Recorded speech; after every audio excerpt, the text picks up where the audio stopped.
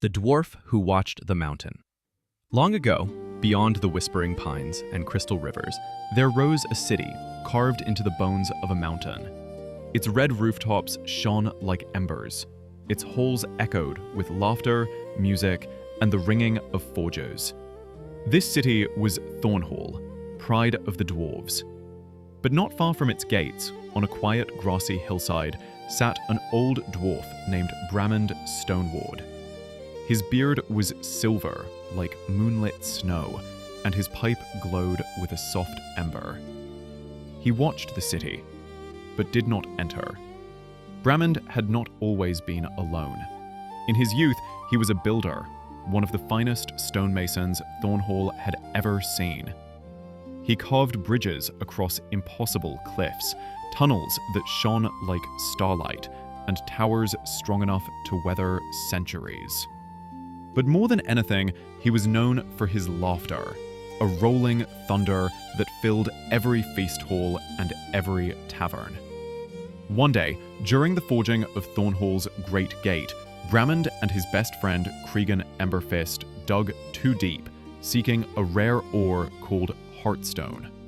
What they found instead was deep fire, an ancient flame that should never have been disturbed.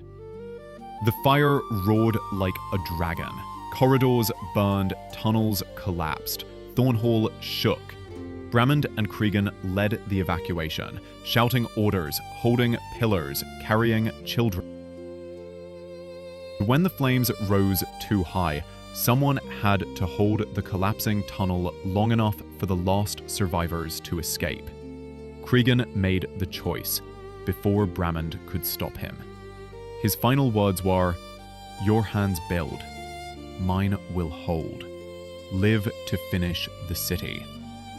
And then, the tunnel fell.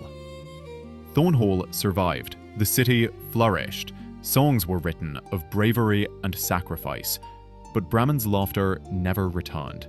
He finished the Great Gate. He carved Cregan's name into its heartstone. And then, one morning, he simply walked away from the city he loved. Not out of shame, not out of grief alone, but because every stone he passed reminded him of the friend who should have stood beside him. Now, many years later, Bramond sits on Stonepipe Hill, where daisies sway in the wind and clouds drift slow across the sky. The city glows below like a memory set in gold. He smokes his pipe, eyes soft and tired, and then he whispers quietly, "I built those halls so others could live and laugh inside them. And if that's all my life meant, then it was enough." A small curl of smoke rises from his pipe, twisting, swirling, forming the faint shape of a smiling dwarf's face before drifting away. Bramond doesn't look sad anymore, just peaceful, because some legends do not live in statues or songs. They live simply in the places they loved, watching quietly from just beyond the gates.